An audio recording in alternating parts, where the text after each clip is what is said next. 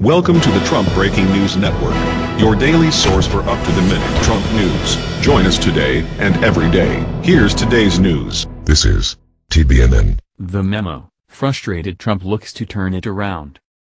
By Neil Stanage. President Trump is looking for fast action to restore momentum after his crushing defeat in attempting to repeal and replace the Affordable Care Act. This week has already seen a flurry of activity. On Tuesday, Trump signed an executive order rolling back some of President Obama's key policies on climate change and carbon emissions. The previous day, Attorney General Jeff Sessions made a surprise appearance at the White House daily media briefing to talk about the administration's opposition to so-called sanctuary cities. Also on Monday, the president announced the new White House Office of American Innovation. Led by his son-in-law and senior advisor, Jared Kushner, the group aims to develop fresh solutions to persistent problems afflicting American society.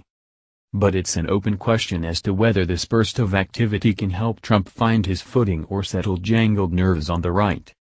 The failed push to repeal Obamacare, which reached its denouement last Friday, was a debacle even in the eyes of the president's natural allies. While some Republicans such as Speaker Paul Ryan, Wisconsin, are vowing to revisit Obamacare, there is no clear path forward.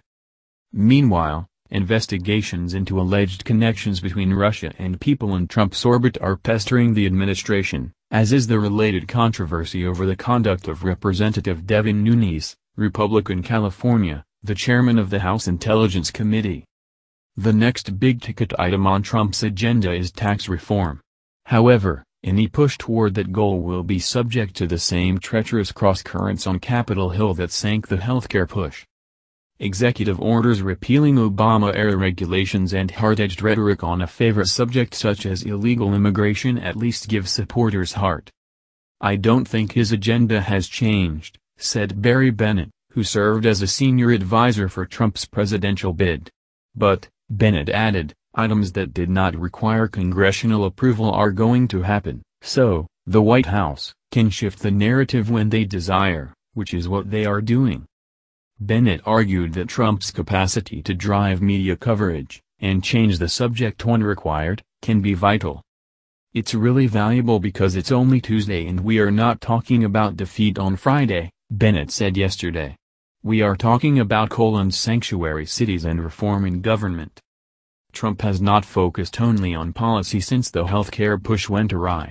He has taken to Twitter to blame the conservative House Freedom Caucus for his defeat and has insisted that Obamacare will explode.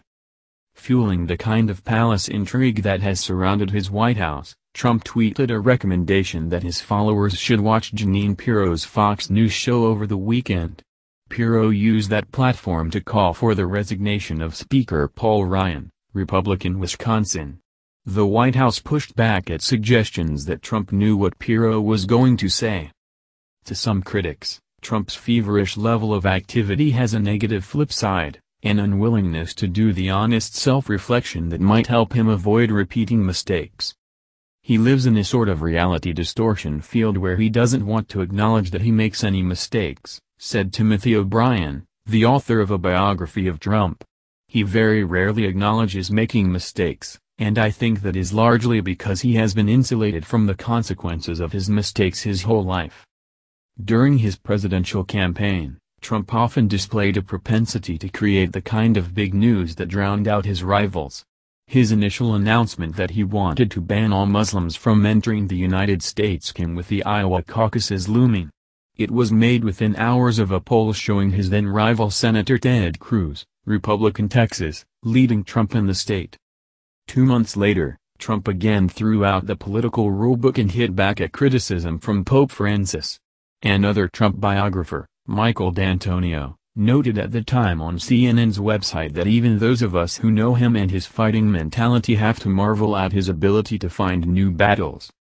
If he didn't bounce back from adversity, he would be hosting The Apprentice at the current time, said Tom Berkowitz, a Boston University professor who specializes in political communication.